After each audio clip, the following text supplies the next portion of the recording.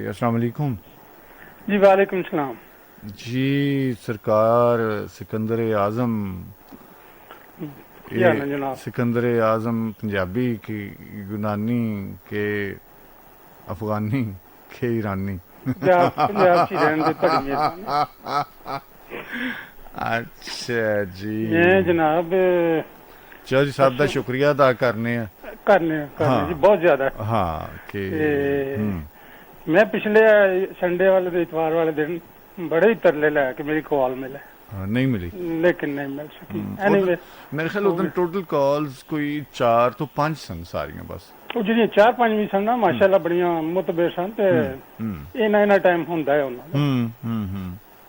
ਗੱਲ ਇਹ ਹੈ ਜਿਹੜਾ ਮੇਜਰ ਸਾਹਿਬ ਦੀ ਕਾਲ ਆਈ, ਮੇਜਰ ਸਾਹਿਬ ਨੂੰ ਮੈਂ ਜਵਾਬ ਦੇਣਾ ਪਹਿਲਾਂ ਤੇ ਦੇਣਾ ਜੇ ਜਵਾਬ। ਸਾਫ मतलब को इंज है? नहीं इंज नहीं, अच्छा अपने तरीके ਨਾਲ। अच्छा ਮੇਜਰ ਸਾਹਿਬ ਮਾਸ਼ਾਅੱਲਾ ਆਏ, ਬੜੇ ਅੱਛੇ ਤਰੀਕੇ ਨਾਲ ਆਏ ਔਰ ਉਹਨਾਂ ਦੇ ਆਉਣ ਦਾ ਬਹੁਤ ਜ਼ਿਆਦਾ ਫਾਇਦਾ ਹੋਇਆ। ਲੇਕਿਨ ਉਹਨਾਂ ਦਾ ਇੱਕ ਆਪਣਾ ਅੰਦਾਜ਼ ਸੀ, ਆਪਣਾ ਪਿਆਰ ਸੀ, ਹਾਂਜੀ, ਜਿਹੜਾ ਕਿ ਖਾਲਿਦ ਸਾਹਿਬ ਨੂੰ ਮਜਬੂਰ ਹੋ ਗਿਆ ਮੰਨਣ ਤੇ। ਤਰਲੇ ਤੇ ਮੈਂ ਵੀ ਪਹਿਲਾਂ ਬੜੇ ਲੈ ਸਨ, ਲੇਕਿਨ ਮੇਰਾ ਅੰਦਾਜ਼ ਇਹ ਸੀ ਜਿਹੜਾ ਮੁੰਡਾ ਰਫੀ ਕੀ ਖਾਵਰ ਕੇ ਰਫੀ ਅਨਵਰ, ਰਫੀ ਅਖਤਰ ਸਾਹਿਬ, ਰਫੀ ਅਖਤਰ ਦਿਲਾਂ ਦੀਆਂ ਤੁਸੀਂ ਮਤਲਬ ਤਰਲੇ ਵੀ ਲੈਣ ਤੇ ਲਿਲਾਂ ਵੀ ਲਈਆਂ ਨੇ। ਮੈਂ ਤਾਂ ਕੀ ਕੁਛ ਲਿਆ ਹੈ ਉਹ ਫੇਰ ਤੇ ਬਹਰਹਾਲ ਮੰਨ ਗਏ ਨੇ ਉਹ ਮੇਰੀਆਂ ਵੀ, ਉਹਨਾਂ ਦੀ ਬੜੀ ਵੱਡਾ ਪਨ ਹੈ ਕਿ ਉਹ ਆਏ ਨਹੀਂ, ਉਹਨਾਂ ਦੇ ਜਿਹੜੇ ਕੋਈ ਸ਼ਿਕਵੇ ਸ਼ਿਕਾਇਤ ਸਨ ਉਹ ਕਲੀਅਰ ਹੋ ਗਏ ਨੇ।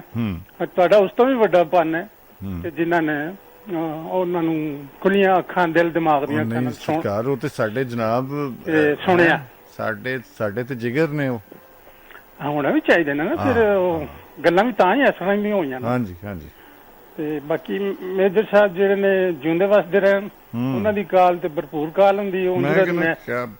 ਮੈਂ ਤੇ ਬੋਲ ਨਹੀਂ ਸਕਦਾ ਉਂਝ, ਇੰਨੀ ਕੁ ਮੇਰੀ ਜ਼ਿੰਦਗੀ ਹੋਰ ਵੀ ਹੋ ਜਾਏ ਤੇ ਨਹੀਂ। ਉਹਨਾਂ ਨੇ ਆਪਣੀ ਛੋਟੀ ਜਿਹੀ ਉਮਰ ਚ ਸਿੱਖ ਲਿਆ ਤੁਹਾਡੇ ਕੋਲੋਂ। ਨਹੀਂ, ਨਿੱਕੀ ਜਿਹੀ ਉਮਰ ਚ ਉਹਨਾਂ ਨੇ ਬਹੁਤ ਕੁਝ ਸਿੱਖ ਗਏ ਨੇ ਔਰ ਕ੍ਰੈਡਿਟ ਗੋਜ਼ ਟੂ ਯੂ। ਅੱਜ ਦਾ ਟੌਪਿਕ ਜਿਹੜਾ ਟੌਪਿਕ ਨਹੀਂ, ਕਹਾਣੀਆਂ ਸਾਣੀਆਂ ਬਾਹਰ ਸਾਡੇ ਲਈ ਇਬਰਤ ਹੈ। ਇਹ ਸੱਜੇ ਖੱਬੇ ਹੁੰਦੇ ਰਹਿੰਦੇ ਨੇ, ਪਰ ਮੈਂ ਇਹਦੇ ਤੇ ਥੋੜਾ ਕੋਈ ਇਹ ਕਵਾਂਗਾ, ਹੁੰਦੇ ਇਹ ਪਹਿਲਾਂ ਦੇ ਹੀ ਨੇ, ਮਤਲਬ ਬਹੁਤ ਪਹਿਲੇ ਦੀਆਂ, ਬਹੁਤ ਜਦੋਂ ਦੀ ਦੁਨੀਆ ਬਣੀ। ਮੈਂ ਤੇ ਕਹਾਂਗਾ ਇਹ ਹੁੰਦੇ ਨੇ। ਹੁਣ ਮਸ਼ਹੂਰੀ ਇਸ ਲਈ ਹੋ ਗਈ ਕਿ ਉੱਥੇ ਵੀ ਹੋ ਗਈ, ਉੱਥੇ ਵੀ ਹੋ ਗਈ, ਉੱਥੇ ਵੀ ਹੋ ਗਈ। ਮਤਲਬ ਕਮਿਊਨੀਕੇਸ਼ਨ ਜਿਹੜੀ ਉਹ ਵੱਧ ਗਈ, ਕਮਿਊਨੀਕੇਸ਼ਨ ਸਾਡੀ ਹੋ ਗਈ ਹੈ।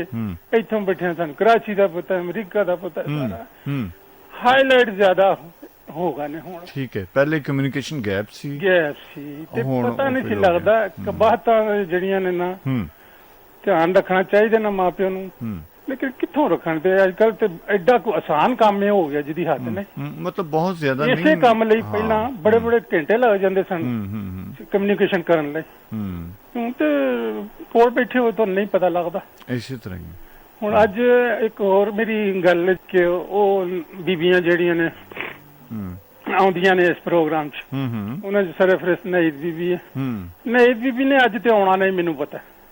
ਹਾਂ, ਕਿਉਂ? ਉਹ ਆਪਣੇ ਮੌਜੂ ਤੇ ਹੀ ਆਉਂਦੇ ਨੇ।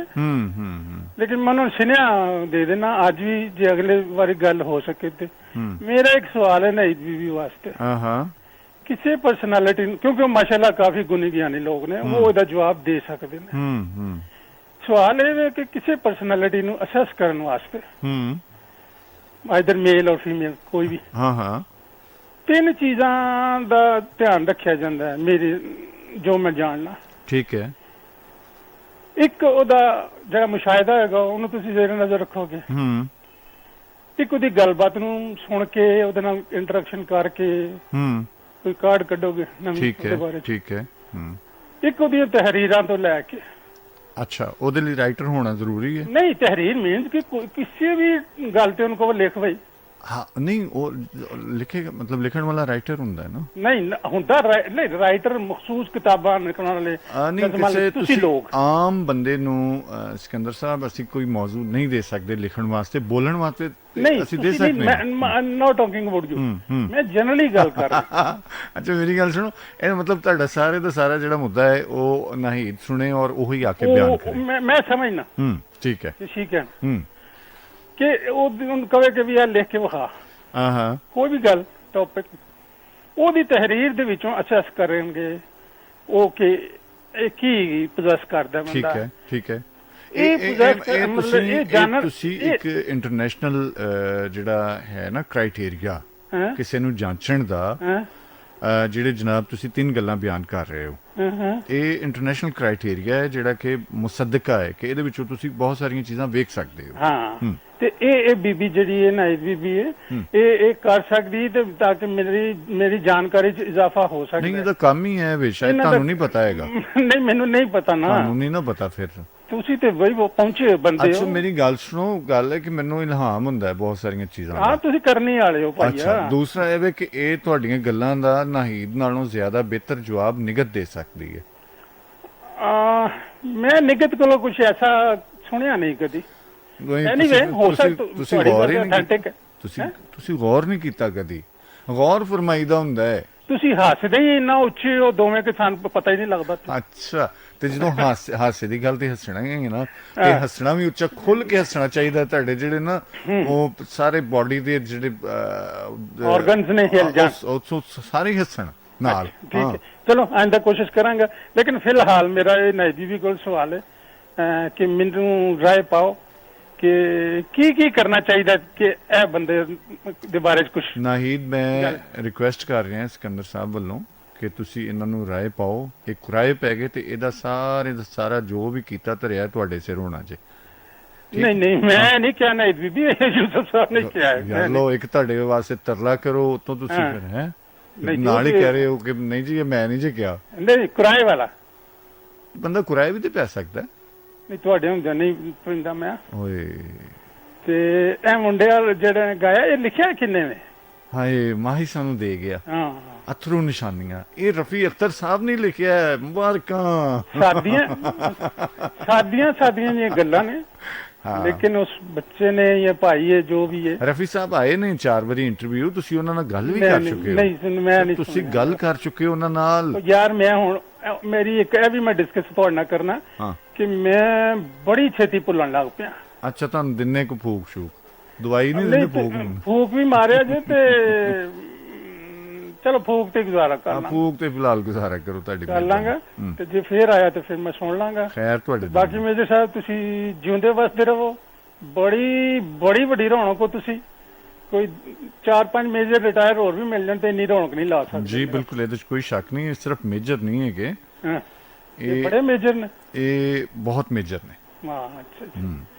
ਤੇ ਇਹਨਾਂ ਦੀ ਚਲੋ ਬਾਕੀ ਗੱਲਾਂ ਫੇਰ ਚਲੋ, ਜੇ ਹੋ ਸਕਿਆ ਤੇ ਉਹ ਬੀਬੀ ਜਿਹੜਾ ਪਿਛਲੇ ਪ੍ਰੋਗਰਾਮ 'ਚ 3 ਵਾਰੀ ਲੱਗਾ ਸੀ। ਹਾਏ, ਨਾ ਕਰਿਆ ਕਰੋ। ਅੱਜ ਮੈਂ ਕੋਈ ਨਹੀਂ ਚਲਾਣਾ ਉਹਨੂੰ। ਅੱਛਾ, ਚਲੋ ਅੱਜ ਮੈਂ ਤੁਹਾਡੀ ਮੰਨ ਲੈਣਾ। ਫਿਰ ਸਾਰੀ ਰਾਤ ਨੀਂਦ ਨਹੀਂ ਆਉਂਦੀ ਮੈਨੂੰ, ਤੇ ਆਉਂਦੀ ਨਹੀਂ। ਤੁਸੀਂ ਫਿਰ ਸੌਂ। ਇੱਕ ਫਿਕਰ ਹੈ ਨਾ ਉਹਦਾ ਜਿਹੜਾ ਵਿੱਚ ਉਹਨੇ ਟੁਕੜਾ ਕਹਿ ਸਕਦੇ ਹੋ, ਉਹਨੇ ਬੜਾ ਹੀ ਪਿਆਰਾ ਕਿਹਾ। ਕਿਹੜਾ? ਉਹ ਕੋਈ ਮੈਂ ਇਹਦੇ ਚ ਗਾਣ ਵਾਲੇ ਅੰਦਾਜ਼ ਸੀ, ਉਹਨੂੰ ਕਹਿ ਸਕਦੇ ਹੋ। ਮੈਨੂੰ ਉਹਦਾ ਨਾਂ ਨਹੀਂ ਹੁੰਦਾ। ਸ਼ੇਰ ਲਫ਼ਜ਼ ਨਹੀਂ ਕੋਈ। ਉਹਦੇ ਕਹਿਣ ਦਾ ਅੰਦਾਜ਼ ਹੀ ਕੋਈ। ਹਾਏ, ਅੰਦਾਜ਼ ਹੀ ਤੇ ਹੈ ਨਾ। ਉਹ ਬੜਾ ਪਿਆਰਾ ਅੰਦਾਜ਼ ਹੀ ਤੇ ਹੁੰਦੇ ਨੇ। ਬਾਜੀ ਹਾਜ਼ਰੀ ਅੱਜ ਲਵਾਓ ਫੇਰ ਇੱਕ ਵਾਰ ਫੇਰ।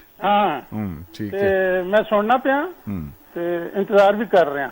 ਖੈਰ, ਇਹ ਮੇਰੇ ਦਾਵਤ ਦੇਣ ਦਾ ਅੰਦਾਜ਼ ਜਿਹੜਾ ਨਾ ਉਸ ਰਫੀ ਵਾਲਾ ਮੁੰਡੇ ਦਾ, ਤੇ ਉਹ ਸ਼ਾਇਦ ਯੂਸਫ ਸਾਹਿਬ ਲਾ ਹੀ ਦੇਣ।